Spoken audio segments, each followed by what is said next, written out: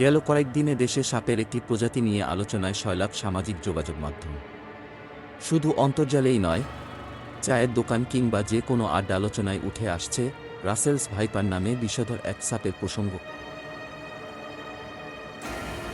সম্প্রতি বেশ কিছু জেলায় রাসেলস ভাইপার সাপ নিয়ে আতঙ্ক ছড়িয়ে পড়েছে। এই সাপ নিয়ে উদ্বিগ্ন হয়ে পড়েছেন মানুষ। বিশেষ করে পদ্মা তীরবর্তী এলাকায় আতঙ্কটা বেশি। পরিস্থিতি এমন এক পর্যায়ে পৌঁছেছে, রাসেলস ভাইপার সাপ মেরে ফেরার প্রচারণাও সেখানকার কেউ কেউ চালাচ্ছেন। রাসেলস ভাইপার নামটি নিয়েও অনেকের মধ্যে আছে কৌতূহল। বিষধর রাসেলস ভাইপার স্থানীয়ভাবে চন্দ্রবোরা ও উলুবোরা নামেও পরিচিতি। সাপটি দেখতে অনেকটা অজগরের বাচ্চার মতো।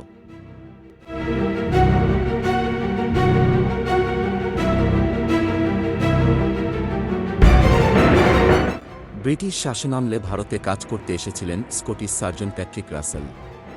1796 সালে তিনি এই সাপ সম্পর্কে গবেষণা করেন।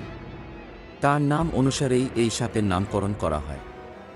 অর্থাৎ প্যাট্রিক রাসেল থেকেই রাসেলস ভাইপার। বাংলাদেশে 2002 সালে প্রকৃতি সংরক্ষণ বিষয়ক সংস্থাগুলোর আন্তর্জাতিক জোট IUCN রাসেলস ভাইপারকে বিলুপ্ত ঘোষণা করে।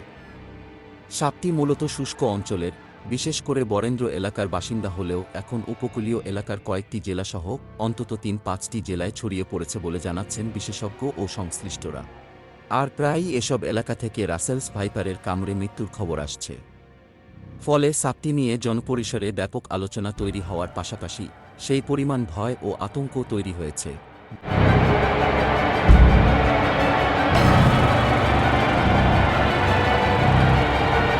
যদিও সাপ গবেষক ও বিশেষজ্ঞরা বলেছেন, এ প্রজাতির সাপ কামড়ালে তারও চিকিৎসা আছে এবং সময়মতো চিকিৎসা নিতে পারলে মৃত্যু ঝুঁকি কমে আসে।